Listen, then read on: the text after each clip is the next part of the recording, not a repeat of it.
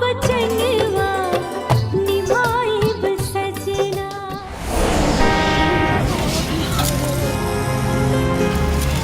का करत बानी? तनी धीरे चला, हमका डर लगा। अरे जब से स्टीयरिंग हाथ में आई लो, अरे तबे से गाड़ी चलावत बुझलू। अरे कुछू ना होई, अरे घूमे फिरे निकलल बाड़ू तो मस्ती करा। हाँ सामने देखो तनी।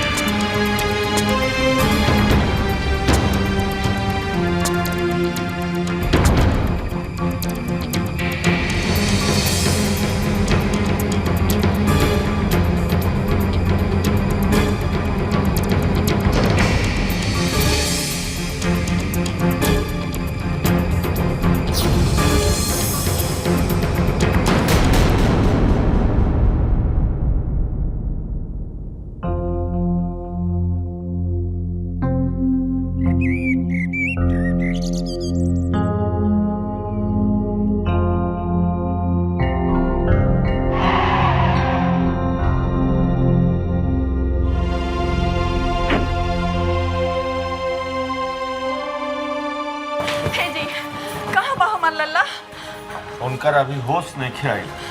तनी एक बार मिलवा दीजिए, एक बार हमारे लल्ला के हमरा दिखा दी। आहा धीरज रखी, डॉक्टर उनका इलाज करत था। आज फिर नहीं आज।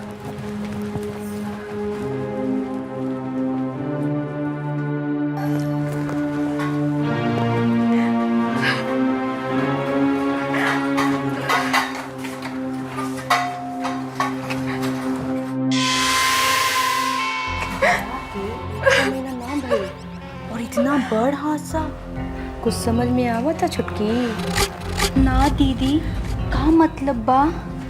मतलब ई कि छोटकी एकदम मनहूस रहे, मनहूस। हम बाबूजी से कितना बार बने कि बाबूजी हमार छोटकी चचेरी बहन से ब्याह करवा ले, पर दीदी राउर बहन त सावर रहली, यही से त बाबूजी मना कर देले रहलन। ना चुप रहू, तहरा कुछ बात मालूम नहीं है। कौन बात दीदी? दरअसल देवर जी अनुराधा के साथ पहले से सेटिंग कर लेना। हाँ, ये लव मैरिज है, लव मैरिज। ना ना, राउर दीदी का कहल बानी, बाबूजी लव मैरिज खातिर थोड़ी तैयार हो सकेले, यही से त ये लव मैरिज के अरेंज कर लेल बा। दरअसल बाबूजी लल्ला के बहुत मानेलन, ये सब खोटी पहले ही से बैठावल गई बा, ना तो ये रिश्ता कबो ना होइत।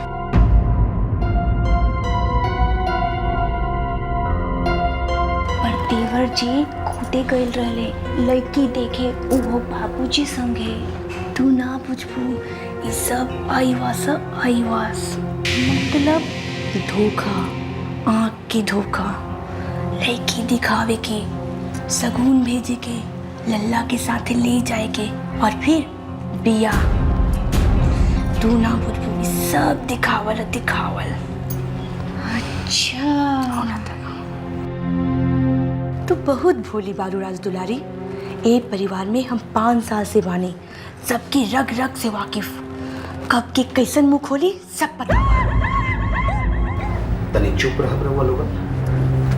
बाबूजी के नजर कई बार रउआ लोगन पर पड़ल बा। अरे तनी मौका के नजाकत समझा करी। ए जी, डॉक्टर साहब का कहतारन देवर जी के बारे में? बड़ा जल्दी पूछ लू हाथ देवर जी के बारे में। वैसे तोहरा जानकारी के लिए बता दी कि दोनों जना के हालत ठीक नहीं है, कुछ न कहा जा सकता। अब तनी चुप रही हाथ तुम लोगन। ए दीदी, भाई भाई में कितना प्यार बा, और भाई बहन में सुनते ही ननद रानी बेहोश हो गई नहीं। नाटक, ये सब नाटक है। अगर रमा बबनी यहाँ आ जाती तो ये पूरा समाज के ये पता ना हो जाई इतना बड़ा ठाकुर परिवार के एकलौती बेटी लांगड़ हिया। डॉक्टर साहब, जी सर, जी सर, जी सर। डॉक्टर साहब, हमार विकी बबुआ बहू कैसे बढ़ी जी? वो देखिए डॉक्टर साहब, जितना रुपया लगे रहुआ लगा दी, बाकी हमारा बेटा बहू की जिंदगी बचा दी। जरूरत पड़े तब बाहर से डॉक्टर बुलाए, दिल्ली, बम्बई, कलकत्ता, पैसा की चिंता मत करिए डॉक्टर साहब। बाकी हमारे बेटा बहू के बच्चा भी डॉक्टर साहब लोग के पाचन बहुत जरूरी बा। बाबूजी, रहुआ अपने आप के संभाली, डॉक्टर साहब अपन भरपूर कोशिश करी। वो तो हमू कहता नहीं, आखिरी दम तक कोशिश करब ठाकुर साहब। एजा जे फैसिलिटी चाहिए सब बा, रहुआ आराम से बैठी, परेशान मत होकी। कैसे परेशान ना होगी डॉक्टर साहब? कैसे ना होगी? हमारा बेटा बहू मरी जा रहा है हमारी, रहुआ कहता नहीं परेशान ना होगी। बाबूजी, और हमारे बेटा की जिंदगी के सवाल बा। बाबूजी, रहुआ अपने आप के संभाली।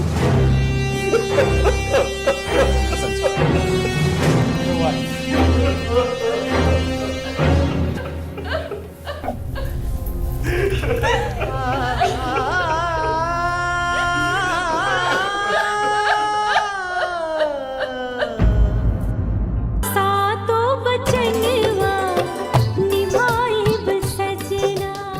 20 साल से यही वेतन पर रगड़ रहल बानी। जवानी से बुढ़ापा आ गई, अब का खाक होई जी।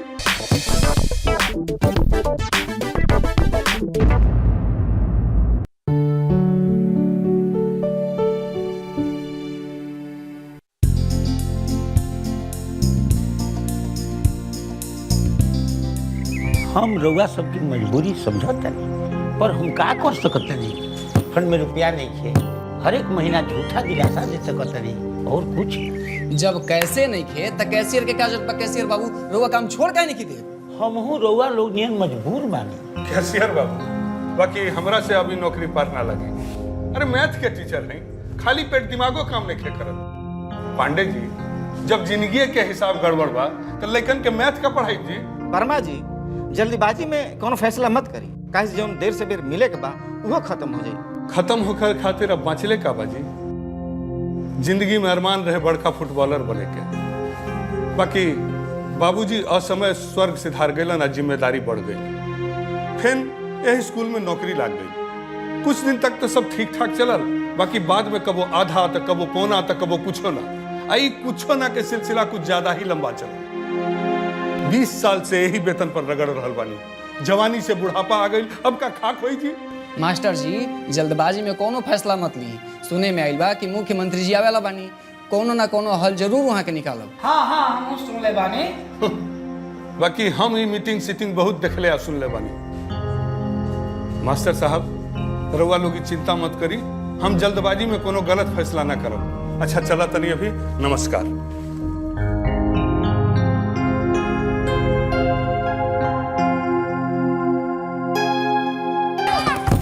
बस दो इधर, रहने दो, इधर दे।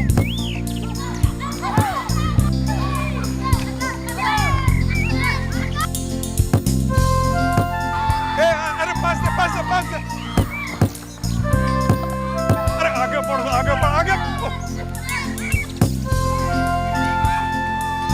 अरे गोल गोल गोल, अरे गोल गोल छूटा, मर मर मर शॉट मर। आ तेरी कर, अब बुढ़बा कहीं के। भाई देखो, जब बुढ़ौती में जवानी चढ़ल बा, ये हाथ को काट लो। चलो चलो चलो, चलो रे चलो।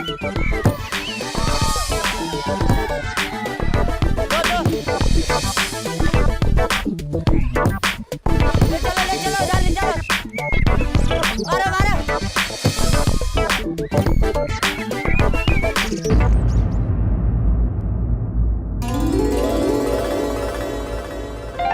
का बाबूजी, हो जाए? हो जाए।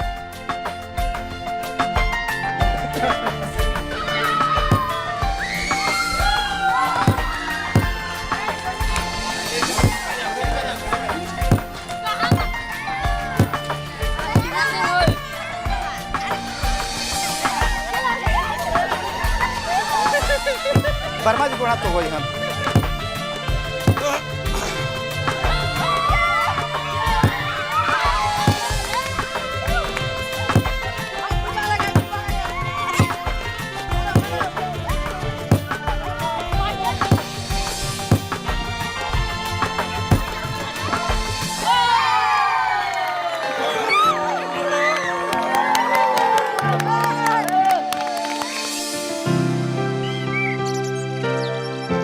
एकदम थक गई हो, थक गई। बाबूजी रो अभियो कितना अच्छा खेले नी। अरे बचपन में तो हम कलकत्ता पहुंच जाते रही ईस्ट बंगाल वर्सेज मोहन बगान के मैच देखे खातिर। बहुत अफसोस होला ना बाबूजी। ना बेटी, यह जीवन है। आदमी के जिंदगी के अगर हर सपना सच होके लागल तो सपना हकीकत में अंतर का रही। अरे वो आदमी जो चाहेला उगाहे बगाहे होला, ज्यादातर उहे होला जे आदमी ना चाहेला। लाओ बेटा जा खेला खेला खेला खेला जा। समझ लो ना, आदमी जे चाहेला उगाहे बगाहे होला और जे ना चाहेला उहे होला। जी अब बाबूजी बैठी ना, एक बात कहे के बा। बोला क्या बात बा? ओ पहले रउआ वादा करी कि हमरा पर गुस्सा ना करब। पर बात का बा बेटी? पहले वादा करी ना।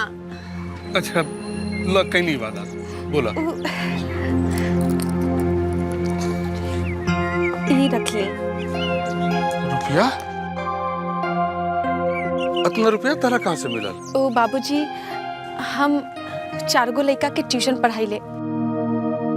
आज महीना मिलल हा तो सोचनी है रउआ तब स्कूल से तनख्वाह मिलल ना हुई और घरे जाए तब माई के 4 गो ताना सुने के पड़ी। पर बेटी बाबूजी घरे जाके माई के ये रुपया दे देम तो कुछ तो राहत मिली ना।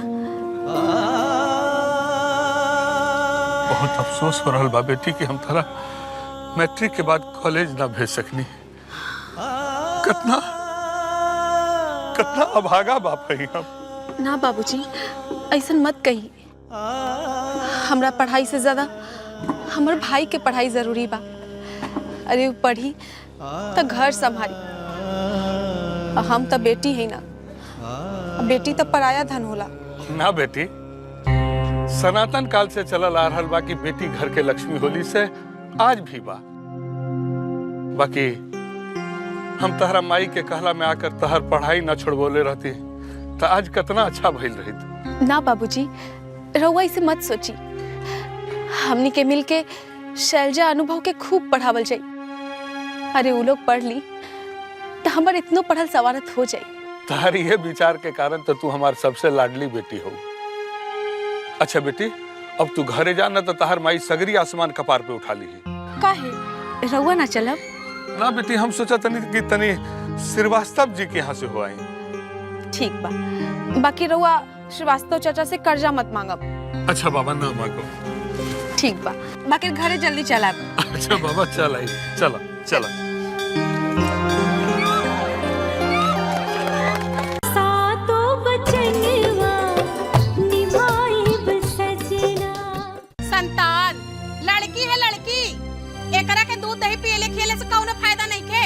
अरे लड़का है, दूध दही पी, हाथ गोड़ मजबूत होई, दिमाग तेज होई। धन्यवाद डॉक्टर साहब। डॉक्टर साहब कैसन हालत बा? हम रउआ लोग के अंधेरा में रखे के नहीं के चाहत। पेशेंट की हालत बहुते खराब बा। अनुराधा देवी के तो ढेर चोट लागल बा। अब सर में चोट लागल बा, अंदर से खून रुके के नाम नहीं खिले। बाकी हमने के प्रयास कर रहा बानी जा।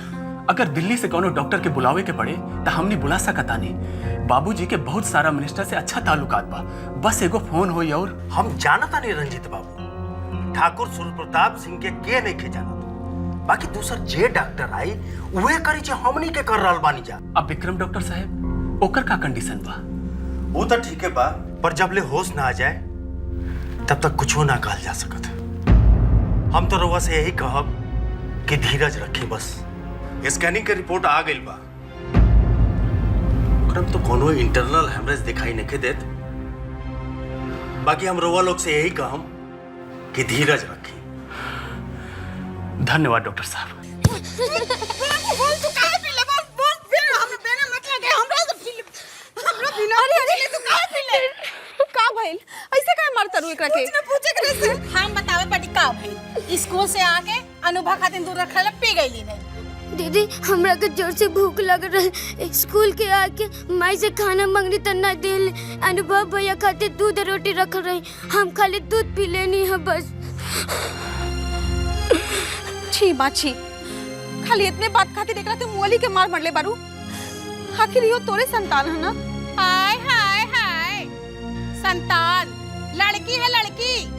एकरा के दूध दही पियले खियले से कौनो फायदा नहीं खे। अरे लड़का है, दूध दही पी, हाथ गोड़ मजबूत होई, दिमाग तेज होई, कल के बाप के साथ कंधा पे कंधा मिला के चली। ई जा उन दिन पैदा भइलिन ता उन दिन बाप के कंगाल कर देली। हमार बच्चे ले तो लड़की के पैदा होते ही ना तो दूध में जहर मिला के दे दी, वही मार डाली। बस बुआ, अगर तोरो पैदा होते दादी तोरा के जहर दे देती त ना आज तू रहतू और ना आज हमनी के परेशानी हुई। अरे तू जाइए से हमार पति यहाँ जिंदा रहा तो हमें ये दिन देखे कि नहीं पड़ा। चुप हो जाई काहे चुप हो जाई काहे आवेदा भैया के हां आवेदा उन्हों के बताई तुहां लोगन मिल के हमें कितना परेशान करत बाटू, कितना हमें जलील करत बाटू। अरे भगवान ऐसे भी रहुआ बियाह के बाद ससुराल कम रहिले, रहुआ यहाँ ज्यादा रहिले। काहे ना रही, ई एकर बाप के घर है। तू काहे बोलत तारू दुले? ऊपर से ही घर के बंदगी रखल बड़ा तू लोग से अलग नहीं बंदगी हमनी ठा नहीं की गईले, रहुआ बियाह कर लिए आइल रहे। अच्छा तो ई घर डुबैले में हमरे ऊपर इल्जाम लगी। आज तीन ठो जन पैदा कैले बाड़ू, देखत बाटी कैसे बियाहत हो।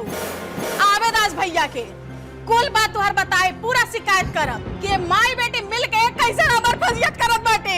सब बताए के भाई ठीक बा जे बोले के हो कि बोल दे। अब आके वो हमरा गर्दन दबा दिए तो ठीक रही, कम से कम इस जंजाल से तो छुटकारा मिली।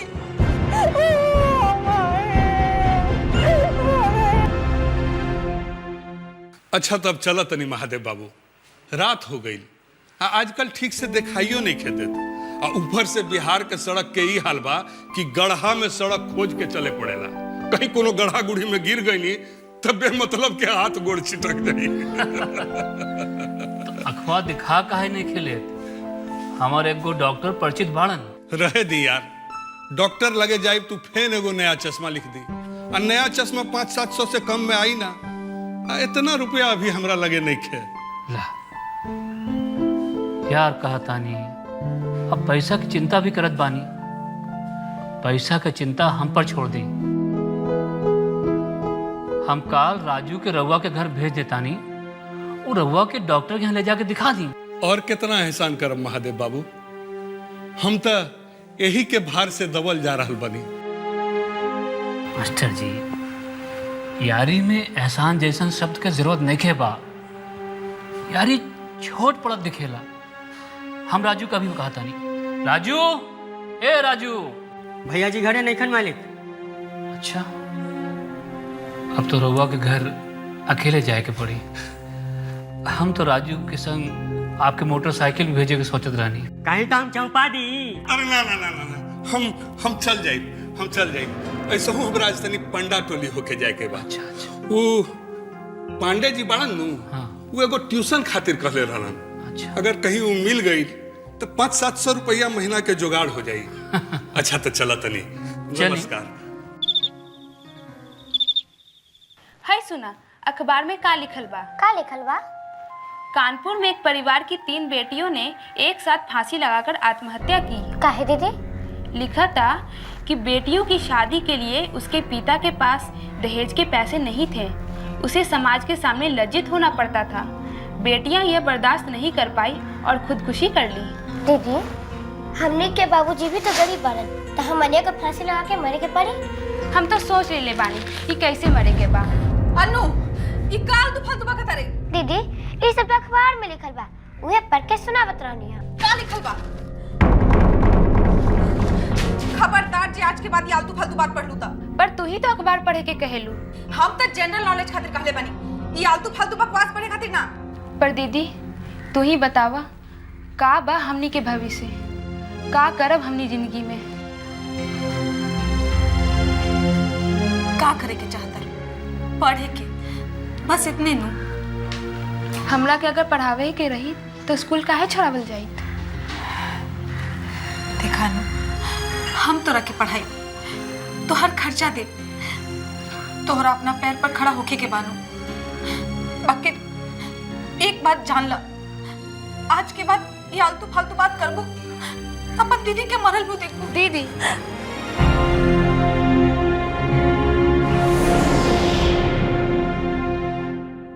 कैसन बाड़न उ लोग? ठीक बाड़न ना? दरअसल ठाकुर साहब, तू यहाँ कैसे? काहे? हमरा यहाँ आवल तोरा के अच्छा ना लगल? एकर इलाज बहुत महंगा बका। वो तो बा, एगो तो ऑपरेशन करही के पड़ी। हमरा मालूम बा माँ, हम बेटी है, कोनो काम के नहीं की। हाँ, पता हमसे ही बोला था।